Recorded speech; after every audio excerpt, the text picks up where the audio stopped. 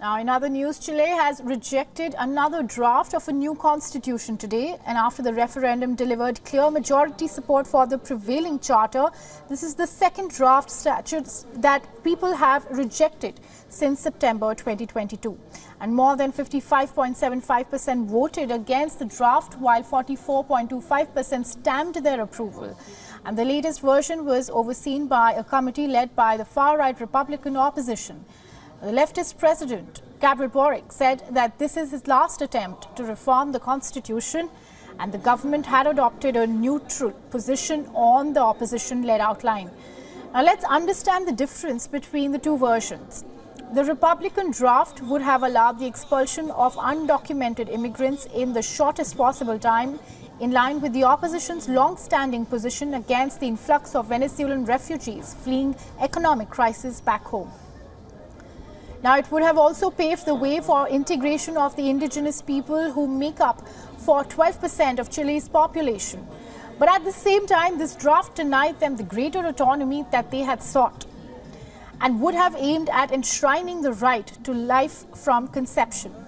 Now, the first draft was led by a progressive committee that attempted to nip the social inequalities in the bud, and the first draft would have also allowed stronger protections for indigenous rights.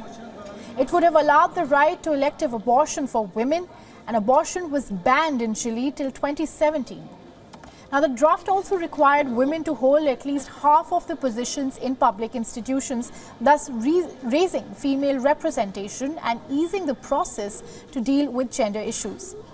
Now, one of the most contested pointers was the attempt to enshrine environmental protections, and while proposing to protect natural resources such as water.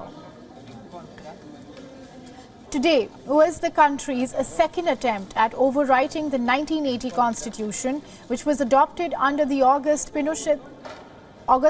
Pinochet military dictatorship. In 2020, 80% of Chileans voted to rewrite the prevailing constitution. And as an effort to dilute the mass protests that broke out in 2019 over the widespread social inequality, in September 2022, the first progressive draft was proposed and subsequently rejected.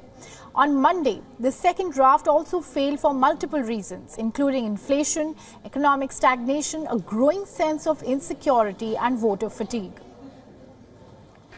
Now, Boric's popularity approval also plummeted to about 30% following his setback after the right-wing opposition came in first in a nationwide vote to choose the members of the Constitution Rewrite Committee.